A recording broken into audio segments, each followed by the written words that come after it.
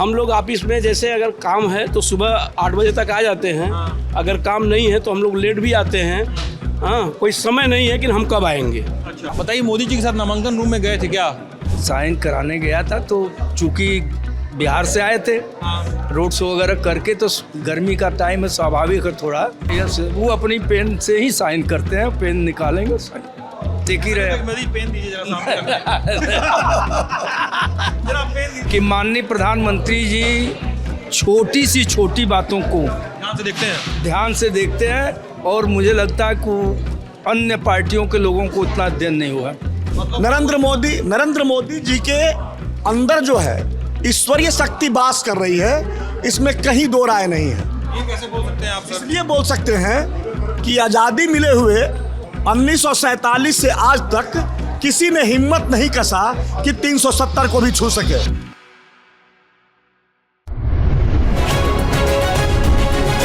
Lalan top चुनाव यात्रा powered by Mangaldeep. प्रार्थना की महक प्रार्थना के बाद भी। प्रार्थना की महक प्रार्थना के बाद भी। हम लोग इस समय बनारस के भाजपा ऑफिस में बैठे हैं।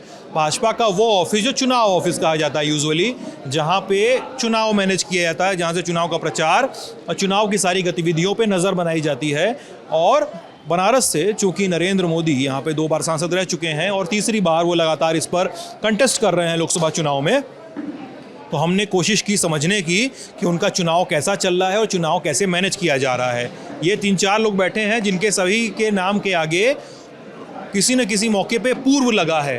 बीजेपी के अधिवक्ता संघ के, तो बीजेपी के युवा मोर्चा के, तो तमाम मोर्चों से जुड़े रहे हैं। परिचय जानेंगे, बातचीत भी करेंगे। और भी लोग हैं, जैसे हमारे, अगर असद भाई घुमा के दिखा लो, और भी लोग बैठे हैं। बहुत सारे नेताजी लोग बैठे रहते हैं, नाराज़ हो जाते हैं कैमरे पर ना दिखाने पे, नहीं तो उनको दिखा लीजिए। तो बहुत सारे लोग बैठे हैं और शाम को 8 बजे का वक्त हो रहा है। तो सर, यहाँ इस ऑफिस में होता क्या है, कौन बताएगा सबसे पहले? आप बताएंगे? बताइए भैया, इस ऑफिस में होता क्या है? देखिए, मेरा नाम प्रमोद कुमार पांडे है। मैं भारतीय जनता युवा मोर्चा के जिला अध्यक्ष रहा बनारस में। और यहाँ जो संगठन के दृष्टि से चुनाव के समय हमारे यहाँ जो संगठन के लोग बनाए गए हैं, कोई प्रभारी हैं तो कोई कार्य कर रहे हैं। यहाँ से हमारे यहाँ चुनाव की रोज़ की रूपरेखा तैयार की जाती है कि आज कितने बजे आते हैं ऑफिस? हम लोग ऑफिस में जैसे अगर काम है तो सुबह 8 बजे तक आ जाते हैं, अगर काम नहीं है तो हम लोग लेट भी आते हैं। हाँ, कोई समय नहीं है कि हम कब आएंगे। अच्छा, जैसे काम दिया गया वैसे? हाँ, जैसे काम दिया जाता है। अभी पदयात्रा है तो पदयात्रा है, मोटरसाइकिल जुलूस है, मोटरसाइकिल जुलूस है। युवा मोर्चा का 9 मतदाता सम्मेलन अभी था। हर वार्डों में जगह जगह मतदाता सम्मेलन हुआ। 9 मतदाता सम्मेलन जो नए मतदाता बने हैं। ये कार्य के दृष्टि से हमेशा कार्य किया जाता है। ये संगठन के दृष्टि से कार्यालय है, चुनावी कार्यालय। यहाँ सिर्फ संगठन के द्वारा ही कार्य निर्धारित किए जाते हैं। आपको क्या काम दिया गया है? मुझे कार्य ये दिया गया है कि जो भी युवा मोर्चा के कार्यकर्ता हैं उनको ठीक ढंग से कहाँ लगे हैं, नहीं लगे हैं, अगर नहीं लगे हैं तो क्यों नहीं लगे हैं, इस दृष्टि से कार्य करने के लिए लगाया गया है। ये वकील साहब हैं? हाँ, ये वकील साहब हैं। वकील साहब अपना परिचय दे दीजिए आप। विजय प्रताप सिंह, मैं गवर्नमेंट ऑफ इंडिया से नोटरी अधिवक्ता भी हूँ। पार्टी का, भाजपा का काम देखता हूँ। और मैं पूर्व में किसान मोर्चा का जिला अध्यक्ष रहा। पूर्व में जिला मनोज सिन्हा के साथ आप BHU में रहे। परिषद का मैं रहा, जिला संयोजक भी था यहाँ, और होल टाइमर भी उस समय था मैं। अच्छा विजय जी, और आपका नाम भैया? मैं डॉक्टर रवि मिश्रा। रवि जी? जी, डॉक्टर रवि मिश्रा, पूर्व जिला उपाध्यक्ष भारतीय जनता पार्टी और पूर्व छात्र संघ अध्यक्ष संपूर्णानंद संस्कृत विश्वविद्यालय वाराणसी। ये बताइए, आपका एक परिचय ये भी है कि मोदी जी नामांकन करने गए जब, तो आप उनके 1 हाथ दूर थे और आपने अभी कैमरा शुरू होने पहले बता दिया, मुझे माफ़ करिएगा, मैंने कैमरे पहले लोगों को बता दिया, चीनी वाली चाय बगैर चीनी की किसी को मैं, सब लोग एक भैया को बिना चीनी का दे दो, बाकी सबको चीनी वाला दे दो, ठीक है? 2 रख देना हमको बिना चीनी का। आप बताइए, मोदी जी के साथ नामांकन रूम में गए थे क्या? नामांकन रूम में नहीं गए थे। असल में उनका सारा बायोडाटा जो तैयार होता है नामांकन पत्र में, उसमें नोटरी लगती है, तो उसको हम लोग तैयार कर लेते हैं। फिर सत्यापन का कार्य, नोटरी का सत्यापन उसमें होता है, तो उसको उनके CA वगैरह सब लोग मिलकर तैयार कर लेते हैं, बायोडाटा वगैरह जो रहता है। जो देना लेना रहता है उसमें उम्र सब उससे संबंधित पूरा डिटेल भरना पड़ता होगा। डिटेल भरना पड़ता है, तो उसको हम लोग तस्दीक करते हैं। तो चूँकि रजिस्टर पर वो साइन करते हैं, और एक विशेष बात मुझे कहना है कि माननीय प्रधानमंत्री जी छोटी सी छोटी बातों को ध्यान से देखते हैं, और मुझे लगता है कि अन्य पार्टियों के लोगों को उतना अध्ययन नहीं हुआ। क्या पता पर्चा खारिज हो जाए, होता है लोगों का। यस, उन्हीं का पर्चा खारिज हो गया, कितना बड़ा बात उन्होंने होगा। रजिस्टर मांग के मुझसे साइन करने के लिए कहा, तो मैं खुद हतप्रभ रह गया क्या बोले आपसे? कि रजिस्टर लाए हैं। मैं कहा हाँ लाया हूँ। उन्होंने बोला आपसे? यस, उन्होंने फिर साइन किया और मैं भाई चला आया। फिर वही क्या बोलते हैं, सर बोलते हैं उनको? हाँ, सर बोलते हैं हम लोग का। प्रधानमंत्री जी, सांसद जी क्या बोलते हैं? जो स्वभाव रहता है उसी हिसाब से माननीय बोल देते हैं। हाँ, रजिस्टर दीजिए। आपने बोला कि हाँ दे रहे हैं सर। परिचय उच्चय पूछते हैं, नाव गाँव पूछते हैं, क्या पूछते हैं मोदी? एक पारिवारिक वातावरण की तरह बात करते हैं। ये मुझे आश्चर्य लगता है, और बहुत ही सरल स्वभाव में। जिस दिन मोदी जी का नामांकन था उस दिन बड़ा लंबा रोड शो था। उस दिन तो हम लोग कचहरी में ही थे। कचचा की भीड़ भरी हुई थी सड़क पे। तो स्वाभाविक है, उसमें कहा इब्बत है ही नहीं, उसमें है नहीं। उस दिन मोदी जी का मूड कैसा था? थके उके हुए थे क्या बहुत, जब इधर रोड शो के बाद? जब मैं साइन कराने गया था, तो चूंकि बिहार से आए थे, रोड शो वगैरह करके, तो गर्मी का टाइम है, स्वाभाविक है थोड़ा हो जाती। लगे रहे थे, लेकिन फ्रेश मूड में थे। ऐसा नहीं कि उनके ऊपर बहुत बर्डन है, यह मैं देखा। 14 और 19 वाले चुनाव में थे आप मोदी जी के साथ? सुनो, तो उस बार, हाँ उस बार तो ज़्यादा टाइम दिए थे, इस बार थोड़ा कम दिए। रोचक बात बोले आपसे कभी कि आपको लगता है कि यार इसको हमेशा सुनाएंगे लोगों को, यार कभी बात होगी तो? इसी बात नहीं, चूँकि मेरा काम जो रहता है वो उससे साइन करते हैं ना, पूरे डॉक्यूमेंट्स पे साइन करते हैं, तो उसी में व्यस्त रहते हैं। टेक्निकल काम इनका रहता है, इसलिए जी टेक्निकल काम इनका रहता है। राजनीतिक बात नहीं हो पाती है। मोदी जी किस पेन से साइन करते हैं? वो पेन रखे रहते हैं अपने? यस, वो अपनी पेन से ही साइन करते हैं। पेन निकालेंगे, साइन देख ही रहे। मेरी पेन दीजिए जरा सामने जरा पेन दीजिए। अरे जब मांगना हो तो कोई अच्छी चीज मांगा जाए, पेन तो मिल ही जाएगा। अच्छा होता है ना, अच्छा पेन होता है ना उनका। नहीं, बहुत बढ़िया अपनी पेन रखते हैं, अच्छी पेन है भाई, अब जो भी हो, लेकिन करते अपनी पेन से ही साइन। आपको बार बार आपके आइए आप इधर आइए, इस पे आइए। आपके बारे में मैंने एक चीज नोटिस की इतने देर में, सब लोग कपड़ा पहना है ऐसा एकदम, ऐसा झकझक एकदम नेता वाला। मतलब सफ़ेद भले ना पहना, लेकिन लग रहा है कि नेता। आप एकदम पैंट शर्ट टक करके अंदर एकदम वैसे, जैसे नेता का लुक ऐसा नहीं होता है ना, नेता का ऐसा लुक नहीं होता है। आप क्या नेतागिरी करते हैं कि नहीं करते हैं? क्या चिकित्सा प्रकोष्ठ से हैं, डॉक्टर साहब हैं। डॉक्टर साहब हैं आप? मैं नेतागिरी उस समय शुरू किया जब भाजपा का उदय नहीं हुआ था। विद्यार्थी परिषद 77 से शुरू किया। अभी आपका क्या रोल होता है यहाँ पे? मेरी भूमिका दरअसल हमारा जो होम्योपैथिक संगठन है, आइडियल होम्योपैथिक वेलफेयर ऑर्गेनाइजेशन, इसका मैं राष्ट्रीय अध्यक्ष हूँ। राष्ट्रीय अध्यक्ष हूँ, और पूरे राष्ट्रीय स्तर पर होम्योपैथी के फील्ड में काम करता हूँ। और होम्योपैथी के अलावा चूँकि मानसिक रूप से उन दिनों से मैं जुड़ा हूँ जहाँ भाजपा का शुरुआत 80 से हुआ, उसके पहले से। ये तो बता रहे थे विजय जी कि मोदी जी को बड़ा करीब से देखे हैं, आप देखेंगे नहीं? नज़दीक से तो हम भी देखे हैं। कब? अरे शुरू से, जब 14 से आए तब से। कितना पास से देखे? इतना पास से? इतना पास से तो नहीं देखे, कभी प्रयास ही नहीं किए। कितना पास? इतना पास से नहीं, हम कभी उस लाइन में लगे ही नहीं कि हम उनके पास जाके अपना फोटो खिंचा लें, या तो उनसे मैं कभी ये प्रत्यावर्जन किसी से कहा कि मुझे वहाँ तक पहुँचा दीजिए। मैं एक कार्यकर्ता के रूप में बताया ना कि मैं उन दिनों से काम कर रहा हूँ जब ये भाजपा नहीं थी। भाजपा थी, लेकिन इस तरह का परिदृश्य नहीं था।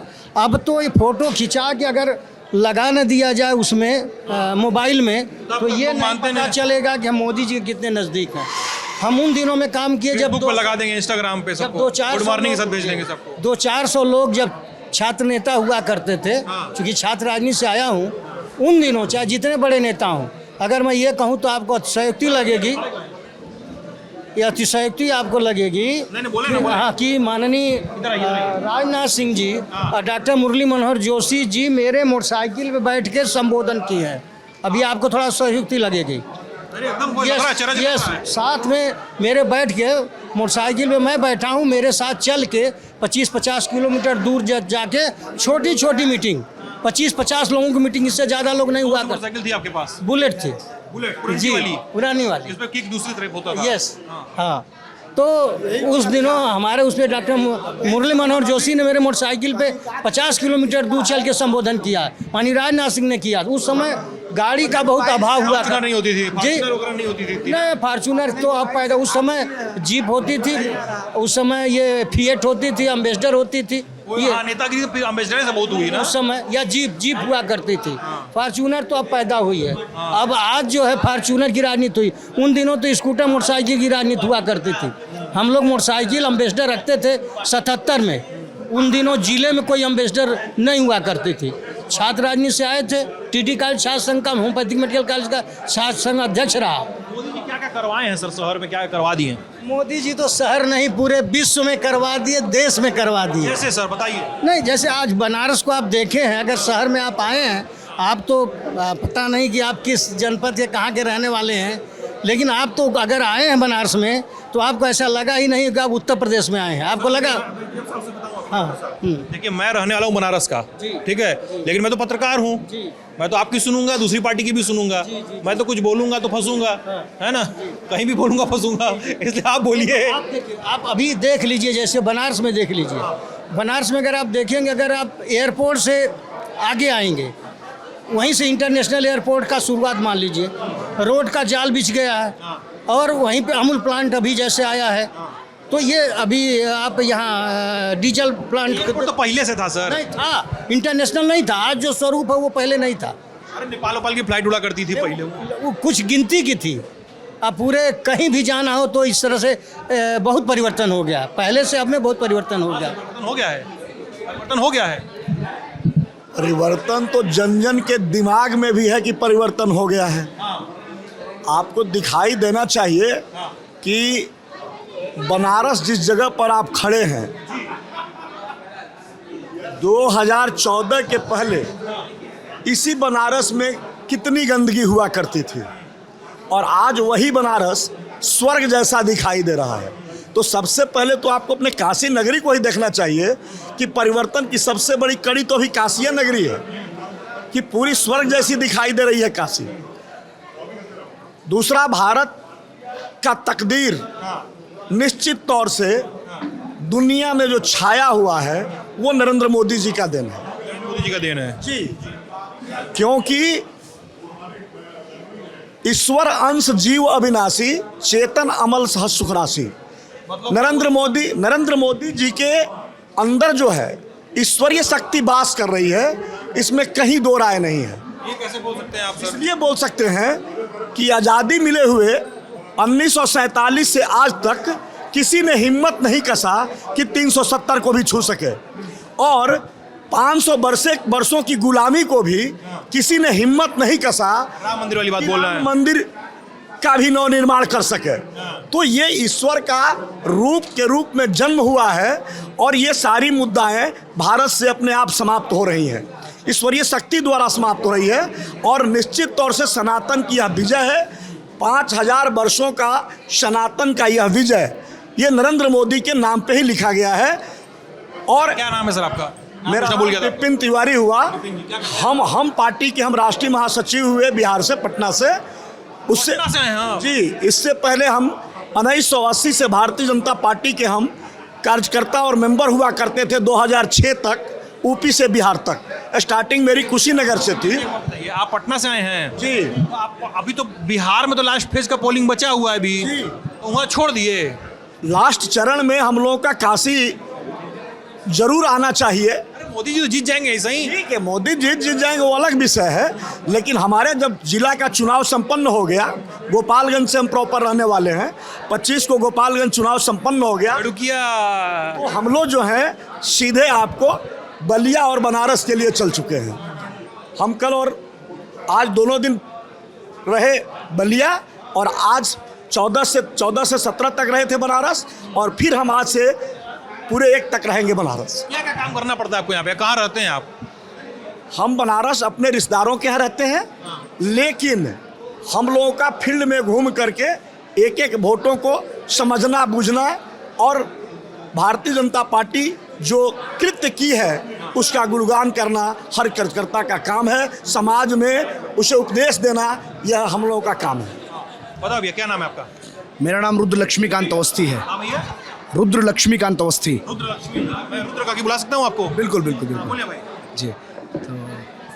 आप हल्का सा इनके लिए जगह बना दें, इनका कैमरे में फोटो नहीं आएगा, नेतागिरी गड़बड़ा जाएगी। हाँ रुद्र जी बताइए। वाराणसी लोकसभा भारतीय जनता पार्टी नरेंद्र मोदी जी। कितने वोट से जीत रहे हैं? ये आपको चुनाव प्रचार समाप्त होने से घंटे पहले बता देंगे। अभी तो हम लोग मेहनत कर रहे हैं लगातार। बता दीजिए, परसों ही तो समाप्त हो रहा है। हाँ तो परसों बता देंगे आपको। अरे नहीं, अभी बताइए ना। नहीं नहीं, एक बड़े मार्जिन से देश की सबसे बड़ी जीत आदरणीय नरेंद्र मोदी जी की होगी।